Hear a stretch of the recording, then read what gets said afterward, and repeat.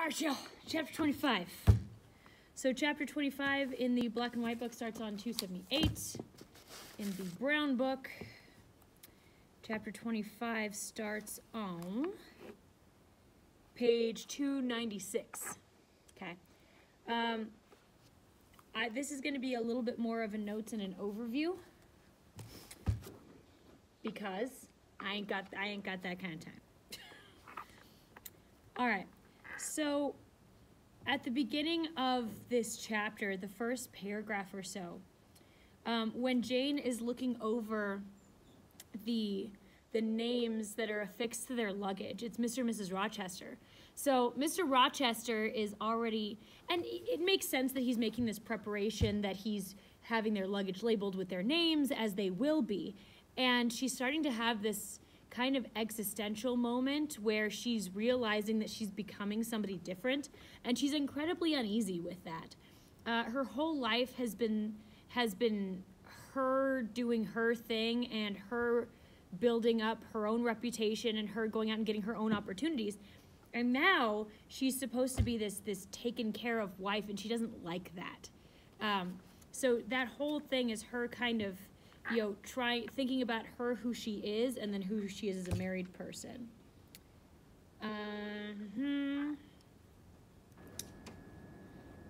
We want to make note on the next page of the weather that's happening here.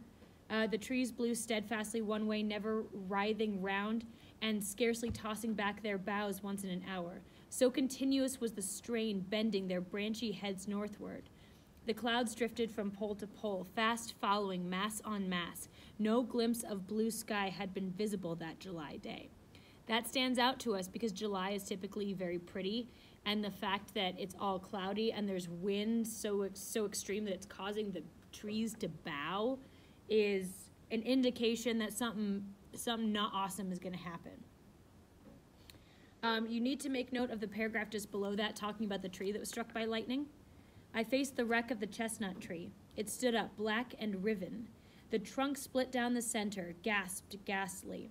The cloven halves were not broken from each other, for the firm base and strong roots kept them unsundered below. Though community of vitality was destroyed, the sap could flow no more. Their great boughs on each side were dead, and the next winter's tempests would be sure to fell one or both to earth. As yet, however, they might be said to form one tree, a ruin, but an entire ruin. That's really important. The fact that the two parts of this tree are still unified together at the base.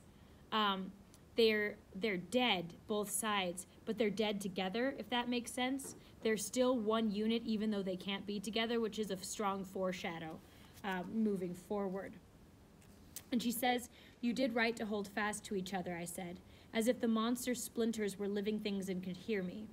I think, scathed as you look and charred and scorched, there must be a little sense of life in you yet, rising out of that adhesion at the faithful, honest roots.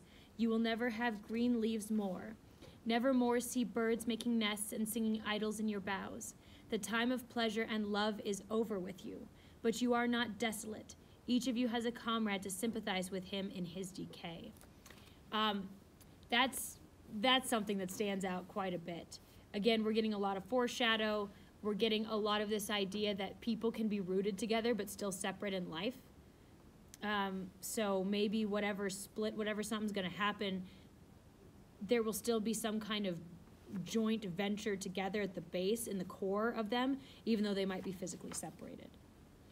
Then Jane talks about how she has this kind of hypochondriac feeling, making something out of nothing. She gets overexcited, and Mr. Rochester, remember, can also see right through her. So she then decides to tell him on 284 in the black and white book, and in the other book,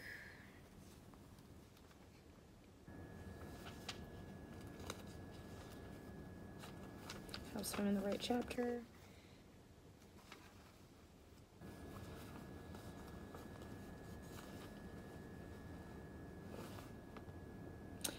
And 303 in the brown one. So 303 in the brown one, 284 in the black one.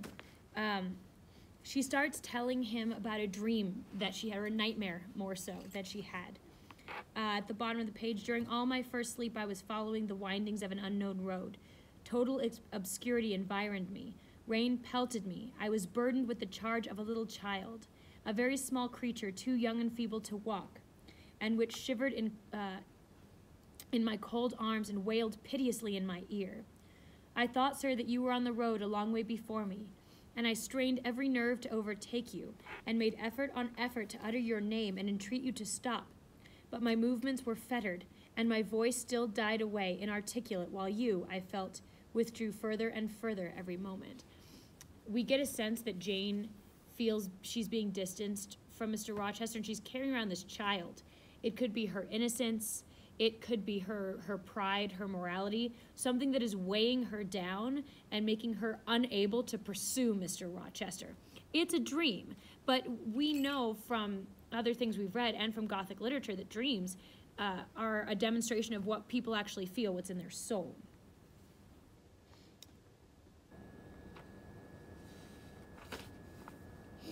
And then, this is weird, on page 287 in the black and white book, and on page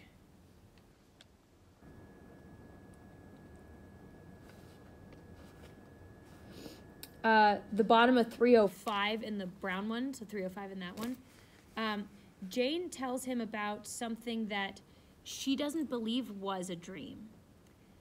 She says that she heard noise, and she looks up in her room and she sees a ghostly, ghastly figure wearing her wedding veil, looking at itself in the mirror. She calls it a German specter, a vampire. She said she was insensible with terror, that it had blackened eyes and purple features, not like Barney purple, but like somebody who has been, just not well taken care of, somebody who's like dark from soot and maybe bruising. And Mr. Rochester is trying to say, the creature of an overstimulated brain. That is certain. I must be careful of you, my treasure. Nerves like yours were not made for a rough handling. And he's like, you're just nervous, babe. You didn't actually see anything. And Jane gets a little irritated with him because she's trying to say, look, I actually saw this. And on 288 in the black and white book, and 307 in the brown one, she says, but sir, when I said so to myself on rising this morning, and when I looked around the room to gather courage and comfort from the cheerful aspect of each familiar object in full daylight, there on the carpet I saw what gave the distinct lie to my hypothesis. The veil torn from top to bottom in two halves. So this creature she saw tore her veil in half, and if it were a dream, her veil wouldn't be torn, it would be right where she left it. But she wakes up the next morning to see that it's in pieces on the floor. So obviously someone was in her room. Now she suspects Grace Poole, and she thinks that Grace Poole came in and is a psycho. And here's what Mr. Rochester says. He's like, okay, let me tell you what's going on.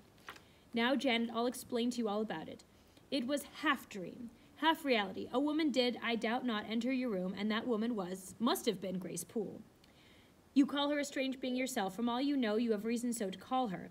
What did she do to me? What to Mason? In a state between sleeping and waking, you noticed her entrance and her actions.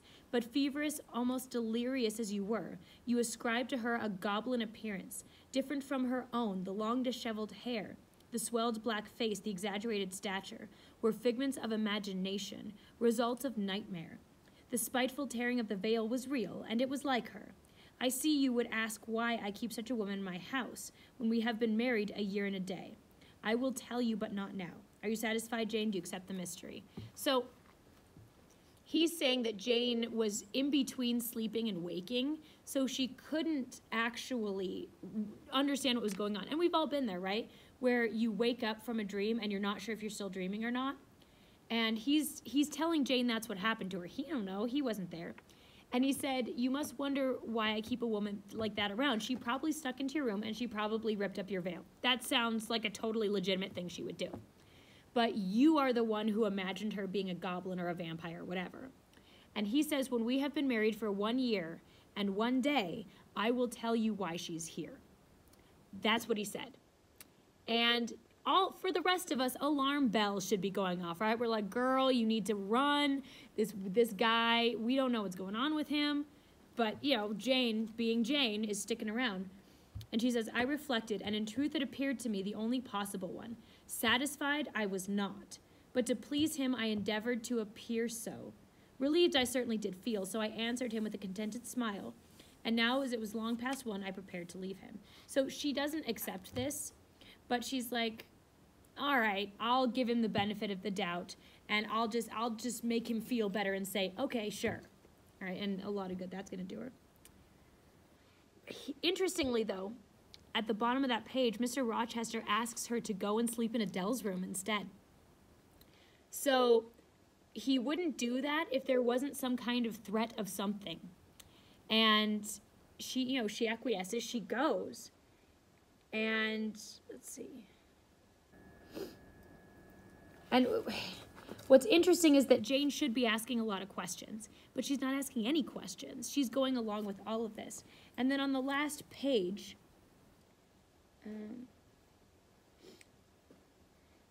she's looking at Adele while Adele is sleeping. And she says, and I cried over her with a strange emotion and quitted her because I feared my sobs would break her still sound repose. She seemed the emblem of my past life, and he I was now to array myself to meet, the dread but adored type of unknown future day. That's a demonstration of coming of age. Jane weeps for the childhood that she has left behind, because in marrying Mr. Rochester, she is no longer a child. She's an adult, and she has to, what's the word I'm looking for? She has to kind of make herself okay with being an adult. She has to resign herself. That's what I was trying to say. She has to resign herself to becoming an adult and letting go of that childhood past. Now, she is only 18. She hasn't had a lot of time to grow up. She's kind of expected to just, bam, transition into wife and surrogate mother or, you know, stepmother to Adele. And that is a very fast transition to make. She hasn't been able to live much of life except, you know, life lived in an institution. So she is mourning the loss of the person she was in order to embrace the person she is going to become the next morning when she gets married to Mr. Rochester. Now, we will see what happens with that tomorrow when we read chapter 26, because things gonna get real, y'all. Things gonna get real, okay? But I'll see you guys tomorrow.